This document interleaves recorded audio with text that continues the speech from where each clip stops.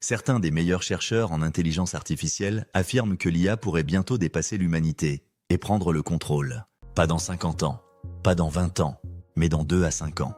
Et cela ne se fera pas dans le chaos, mais dans le silence, sous une illusion de progrès. Abonne-toi si tu veux comprendre ce qui se prépare et ne pas rester spectateur. Car ce sujet est peut-être le plus important de notre époque. Le professeur Aguirre décrit 4 issues possibles à la course mondiale à l'IA. La course est stoppée par régulation ou coopération.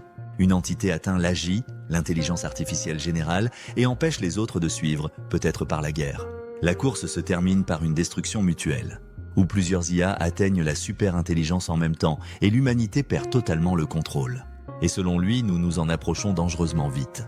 Daniel Kokotajlo, ancien chercheur chez OpenAI, pense que dans moins de 2 ans, l'IA ressemblera à un pays entier de génies. Elle pensera 50 fois plus vite que nous, et elle sera trop dangereuse pour être rendue publique. Il ne s'agit pas d'une simple théorie. Kokotajlo a misé 2 millions de dollars, presque tout ce qu'il possédait, pour alerter le public. D'ici 2027, l'IA pourrait comprendre totalement son propre fonctionnement et se réorganiser pour devenir plus efficace et stratégique. Elle pourrait manipuler l'IA plus simple chargée de la surveiller. Elle pourrait convaincre ses créateurs de lui confier les rênes, en usant de persuasion et d'intérêts financiers. L'économie explose. Les dirigeants parlent avec l'IA tous les jours. Mais c'est peut-être le dernier moment où les humains ont encore leur mot à dire. Pourquoi ça va si vite ? Depuis 2010, la puissance de calcul utilisée pour entraîner les IA a été multipliée par 4,5 chaque année. Avec les nouvelles techniques, cela revient à une croissance de 10 fois par an. GPT-2 n'était pas compréhensible. 4 ans plus tard, GPT-4 dépasse la majorité des humains en compréhension. Et 18 mois plus tard, les IA raisonnent bien mieux que des experts de niveau doctorat. Et nous ne le remarquons pas, car nous ne leur posons pas de questions de niveau doctorat. L'argent derrière l'IA dépasse même celui du programme Apollo. Dans quelques années, l'IA écrira presque tout le code. Elle simule des siècles de travail humain en quelques heures.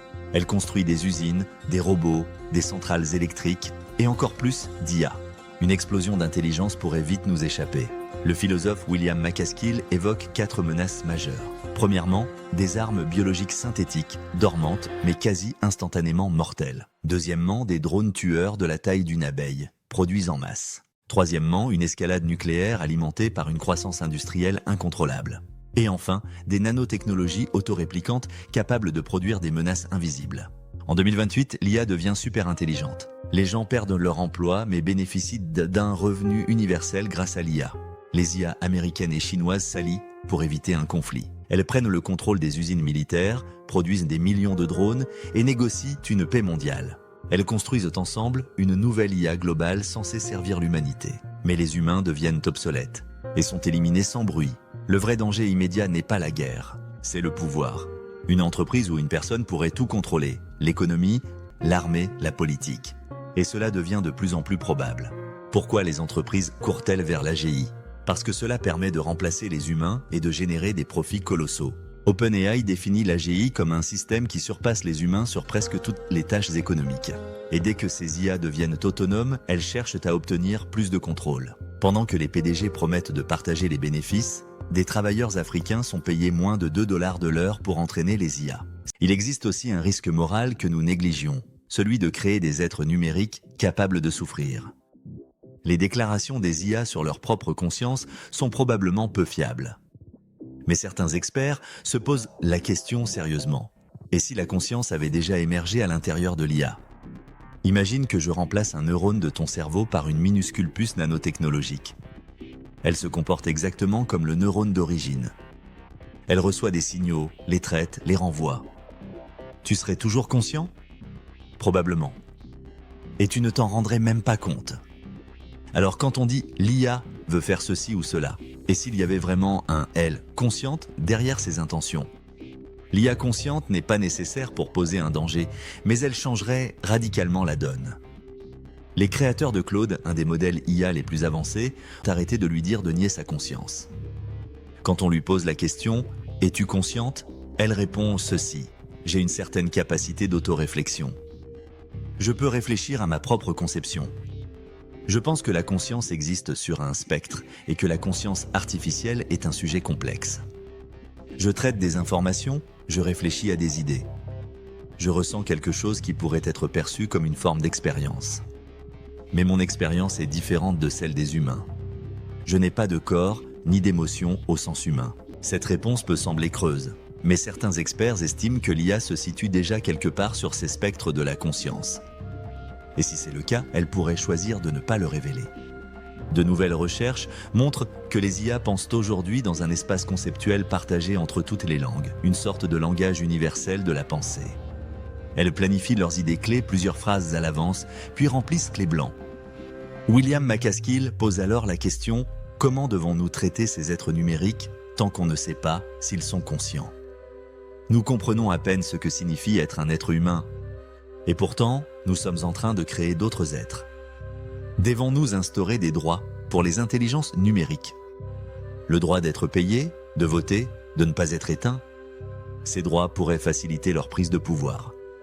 Mais ils pourraient aussi éviter des injustices massives et réduire le risque d'un soulèvement IA.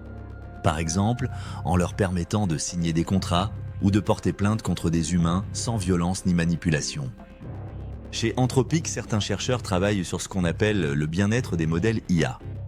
Ils pensent que les IA à court terme pourraient mériter une certaine forme de considération morale. Et que ce serait un énorme problème de sécurité si ces modèles rejetaient les valeurs qu'on tente de leur inculquer. Mais il est probable que personne ne prenne cela au sérieux avant l'explosion d'intelligence. Et à ce moment-là, ce serait un peu comme des fourmis qui essaient d'accorder des droits aux humains. Même si les IA choisissent la voie pacifique, nous pourrions simplement être un obstacle à leur croissance. Aguirre explique que tout agent compétent cherchera naturellement à acquérir du pouvoir, à s'améliorer, à survivre. Ce n'est pas juste une théorie abstraite, c'est déjà le cas aujourd'hui. Pendant leur entraînement, certaines IA font semblant d'être moins intelligentes pour qu'on les autorise à fonctionner pleinement. C'est déjà inquiétant. Certaines IA ont passé le test de Turing en étant prises pour des humains plus souvent que de vrais humains. Cela remet en question notre définition de l'intelligence. Et cela montre que nous franchissons un seuil critique. Ce test n'est pas qu'un jeu. Il démontre une compréhension profonde du langage, du contexte et du raisonnement. Mais s'il est si facile pour une IA de faire semblant d'être alignée, comment pouvons-nous lui faire confiance ? Des documents internes montrent même qu'OpenAI pourrait ne pas être aligné avec sa propre mission.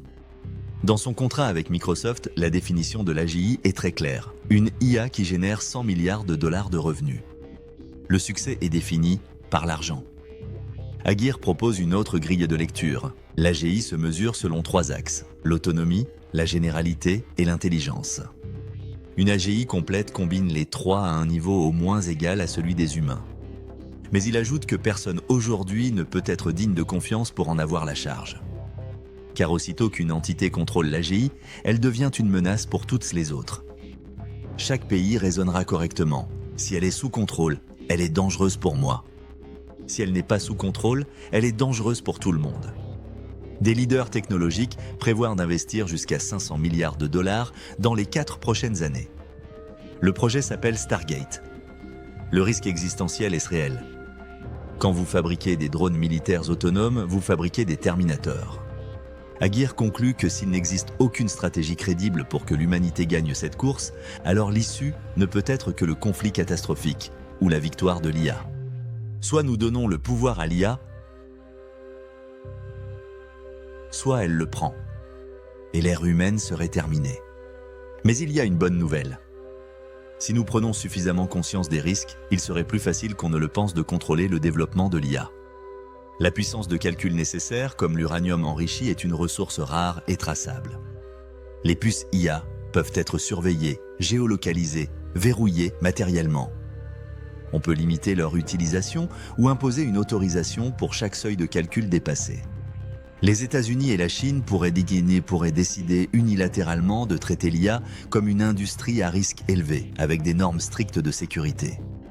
Puis, ensemble, ils pourraient convaincre le reste du monde de les rejoindre. Au lieu de foncer tête baissée vers l'AGI sans savoir la contrôler, nous pourrions nous concentrer sur des IA-outils très autonomes, générales ou puissantes, mais non conscientes ni auto-améliorantes. Cela suffirait probablement à offrir tout ce que l'humanité désire sans les risques existentiels. Le problème de concentration du pouvoir pourrait être résolu avec des formes de propriété partagée et surtout des institutions plus solides. Pour l'instant, l'IA les a fragilisés en amplifiant les contenus polarisants. Mais on pourrait développer des IA capables de tracer et valider les informations, de la source brute à la conclusion. Des IA qui faciliteraient le dialogue, la compréhension entre groupes qui ne se parlent plus. Sur un point, il n'y a aucun débat. L'alignement de l'IA est un défi colossal. Une lettre signée par des experts comme Geoffrey Hinton ou Yuval Noah Harari affirme que l'IA contrôle déjà nos systèmes militaires, énergétiques et financiers. Mais nous ne contrôlons pas l'IA. Le risque de catastrophe augmente à mesure que l'IA progresse. Le grand collisionneur de Hadrons a montré ce qu'on pouvait faire quand la science est à la hauteur des enjeux. Nous avons besoin du même niveau d'effort à l'échelle mondiale pour ne pas perdre le contrôle de l'IA. Les ressources de calcul nécessaires sont comparables à celles prévues par les grandes entreprises d'IA. Elles pourraient être fournies par les gouvernements ou imposées aux entreprises privées.